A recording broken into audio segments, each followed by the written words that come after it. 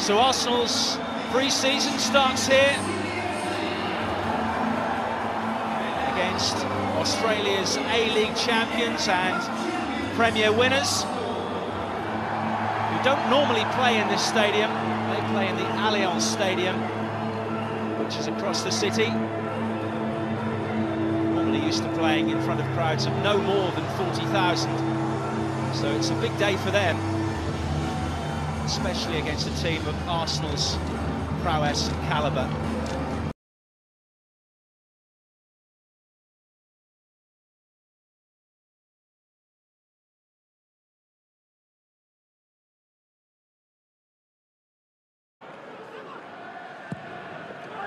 Pushes it in towards the back edge of that 6-yard area. Mertesacker's there, and Mertesacker gives Arsenal a 4th-minute lead.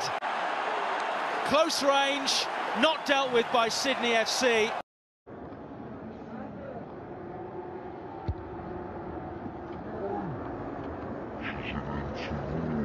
Towards the back edge of that 6-yard area. Mertesacker's there, and Mertesacker gives Arsenal a...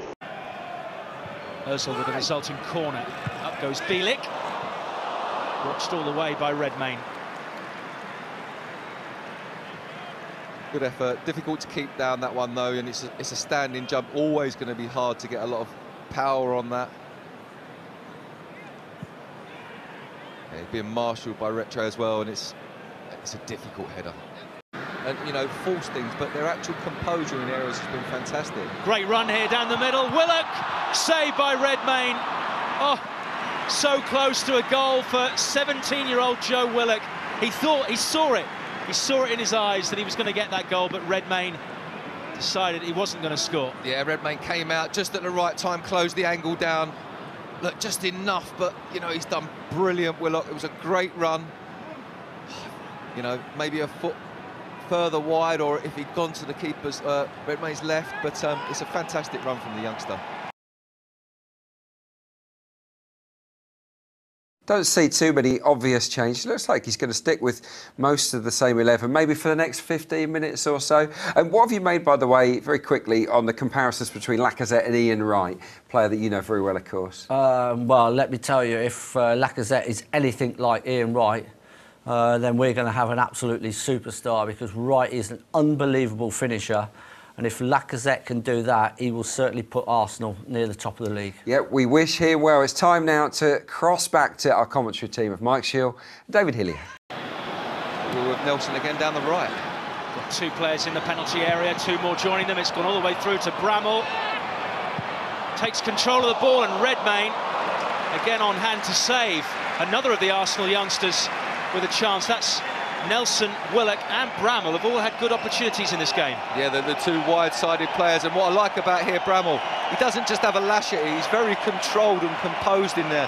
You know, he doesn't think, I'm just going to hit this anyway, so I'm getting closed down. He tries to find a guided pass at the outside of the left foot into the top corner. Them to be in so that they come on. It's a terrible back pass. Straight to Danny Welbeck, squares it in, and Theo Walcott's shot is saved by Ryle, but I think that might be a penalty. Referee confers with his assistant on the far side. Sebastian Rayal claims he didn't use his arm to block it. It was goalward bound. Should it be a red? Well, I think you got it right when you said it was a good save by Rayal, and I think it was a save. I think in the context of the game, the referee's going to give him the benefit of the doubt and say he just caught his arm on the slide, hopefully, and there won't be no other action taken. Does result in a penalty for Arsenal, but it came from that awful back pass from Lockie Nongoy. It actually did hit him on the back. Oh, it did? It did hit him on the back. Yeah. I thought he put his arm first. No, it's the middle of his back. You're dead right, Mike. It's the first time we've seen the replay. I've got to say it's an injustice then for the penalty to be given. And he does save it. And justice has been done. Yeah, justice has been done, and that's fair enough.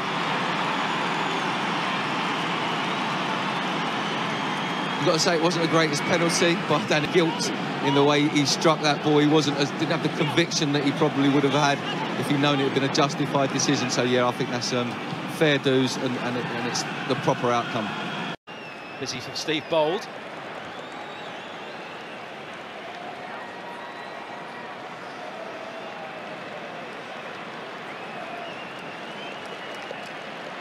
Right, Sydney are going to do their changes first by the looks of things. 1, 2, 3, 4. It's about half a dozen Arsenal players about to come on at the same time, including Alexander Lacazette. Mertesacker, Coquelin, Kolasinac, Ozil, Walcott. I think it's just a wholesale change. They're not going to use the board. Oxlade-Chamberlain also being introduced. Bramall is off, as is Willock. Nelson likewise. Right, it's your job to do the formation. David Hillier. I think there's going to be three. I think there's going to be three at the back. I can tell you. Well, we know he's going to play up front. Yeah, there's going to be three at the back. There's going to be a couple in midfield, and there's going to be quite a few Arsenal players up front trying to supply that man there, Lacazette, with the assist that's going to get him his first Arsenal goal.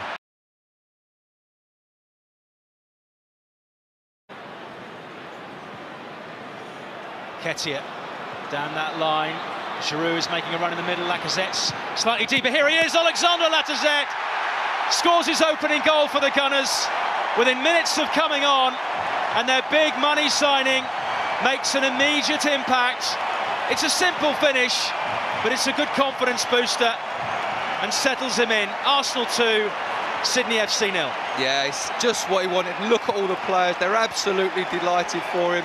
It's a good assist from Iwobi. It's a kind of standard run, standard pass, but it's all about the timing. He's coming into that area at the right time.